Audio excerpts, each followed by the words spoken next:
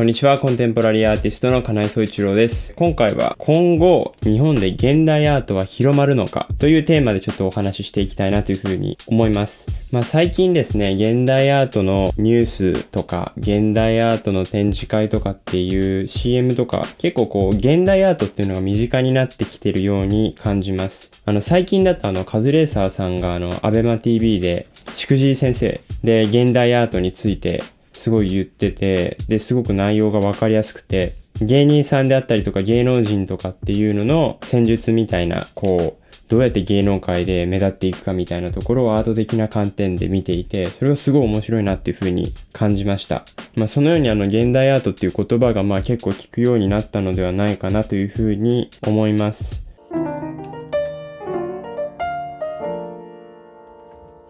今後日本で現代アートは広まるのかっていうタイトルなんですけど、僕の結論としては現代アートの市場っていうのは今後もよりどんどん大きく拡大していくんではないかなというふうに思います。もう今でも日本のアートオークションであったりとか、あとは若手の人たちをもっとメディアとかもっと作品を売る機会っていうものを与えるためにトリセラっていう会社とかもあったりとかしてアートに可能性がどんどん出てきてるなっていうふうに思います。で、あとは日本のコレクターさんとかもそれによってどんどん増えてきていますし、コロナとかで現代アートっていうものを資産的な価値として買う方とかっていうのも増えてきてるんではないかなというふうに思います。ただ僕が今お話ししたのは現代アートのことがもう知っていたりとか現代アートの活動をしている作家さんの動きとかが活発になるっていうことであったり、現代アートにそもそもちょっと興味があった方がより興味を持つっていうところはどんどん広がるとは思うんですが、一般的なあんまり現代アートとかに興味がないとか、あまり現代アートを知らない人とかにはなかなか現代アートって広がりにくいなっていうふうに思います。ここで僕が言ってるこの広がらないというのは、現代アートを理解して好きになるっていう人がなかなか生まれないんじゃないかなっていうことで言っています。美術館に行く人はどんどん増えるというふうに思います。現代アートにしろ、アートにしろ。それは現代アートを楽しむっていうところ以外に、インスタ映えであったりとか、友達と一緒に行って楽しむっていうものであったりとか、楽しみがそういうふうにあると思うんですよね。現代アートを理解して煮詰めていって楽しむみたいな楽しみ方をする人っていうのが、増える入り口は結構狭いんじゃないかなっていうふうに思ってます。で、なぜ僕が現代アートっていうものがあまり一般的には広がらないんじゃないかというふうに思ってるかというとですね、現代アートはテレビなどのメディアとは結構相性が悪いなっていうふうに個人的に思ってます。現代アートっていうものがそもそもそのコンセプトっていうものと目で見るっていう両方ともが掛け合わされてる。それで楽しむものなんで、頭で結構考えて楽しむっていうことも一つのコンテンツなんですね。そこが結構、メディアに合わない点かなっていうふうに僕は思ってて、頭で考えて楽しむっていうコンテンツって結構、尺を取るというか、時間を取るんですよね。いきなり2分とかで内容がわかるようなものでもなかなかなくて、特にアンディ・ウォーホルを特集しましょうっていう風になった時に、やっぱり30分とかじゃ、やっぱどうしてもやっぱり足りないんですよね。それに比べて芸術番組であったりアート番組っていうのはその場で見て楽しめるから結構相性がいいんじゃないかなっていう風に思います。僕は去年に明石家さんまさんの明石家さんま画廊というところに出させていただいたんですけど、僕がやっぱり扱うものが現代アートで、どうしても僕の中ではコンセプトっていうものを結構押し出していくのが僕の中でいいのかなっていうふうに思ったので、結構コンセプトとかを文脈がどうのこうの、これの作品はこの表現は誰と繋がってるみたいなのとか、自分の説明欄とかにすごく書いたんですけど、実際ですね、やっぱりテレビで取り上げるっていうのもそうですし、実際に来ていただいたお客さんとかが見ているのはどういう文脈がつながってるかとかっていうとこよりも、その作品の色だったりとか、その作品の題名であったり、僕がそのどういう理由で芸術の活動を始めたのかっていう方に興味を持ってくださる方が結構多くて、だから僕の中では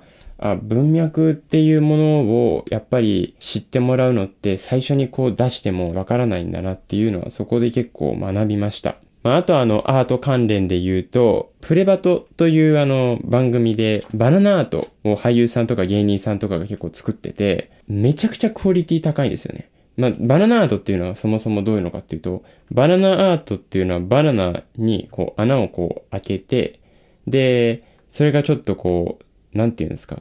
バナナってちょっと放置しておくと黒くなるじゃないですか。その黒くなる部分で絵を描いたりとか表現をするっていうのをやってて、すごくいいなっていうふうに僕はシンプルに思いました。で、僕がなんでそのバナナアートってすごくいいなっていうふうに思ってるかというと、材料がバナナなので、子供が自分で作ったりとかすることもできるし、しかも使うのが爪楊枝なので全然危なくないんですよね。で、なおかつそれでバナナアートっていうものが失敗しちゃったりとかしても食べることができるし、最後自分で飾ったものをうまくできたら写真撮って自由研究に使ったりとかもすることができたり、終わった後に自分で食べたりとかもして、全然コストも少なくて再利用もできてすごくいいなっていうふうに思いました。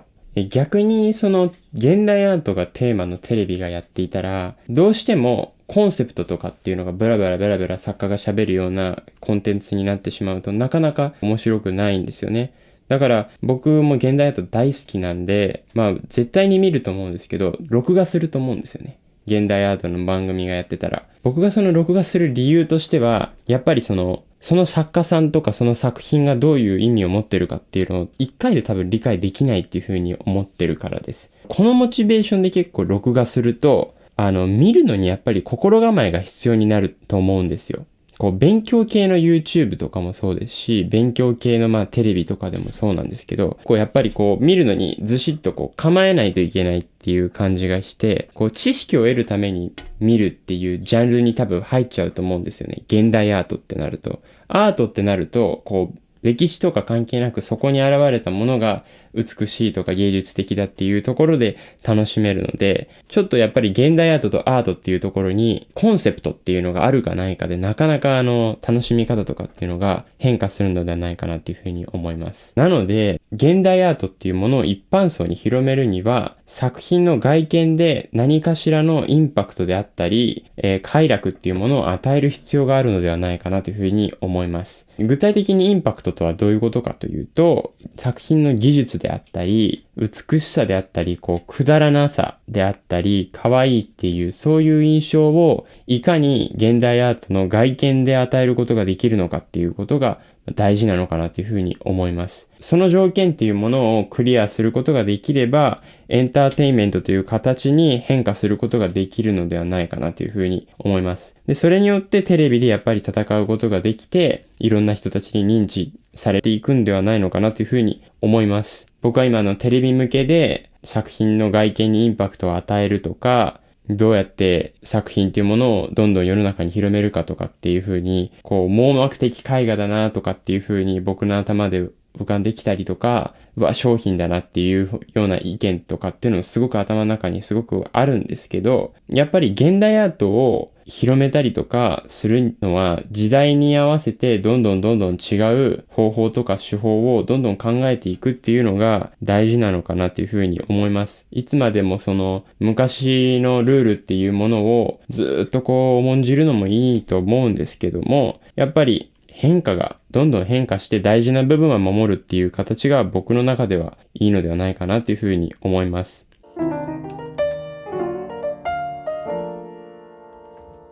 結論、現代アートを一般層に広めるためには外見で注目を浴びて中身で勝負するということだと思います。外見がもしなくてコンセプトだけだったら作品というものがなかなか世の中に広まりにくいっていうのがありますし、外見がいくら美しくても中身でやっぱり勝負できないと現代アートの文脈の中にはやっぱり残らなくなってしまうというのがあると思います。なのでこの2つを二段構えでやっていくっていうことが大事なのかなっていうふうに思います。僕もまだまだの現代アーティストなんですけど、作家がやっぱり工夫していけば現代アートっていうのはどんどん広がっていくんじゃないかなっていうふうに思います。現代アートっていうのはすごく深くて知れば知るほどこういろんなものがこうくっついていくんですよね。マルセル・デュシャンとアンディ・ウォーホルとか、アンディ・ウォーホルと村上隆さんとかっていう風にどんどんパズルみたいにつながってきて、いろんな世界が見れて、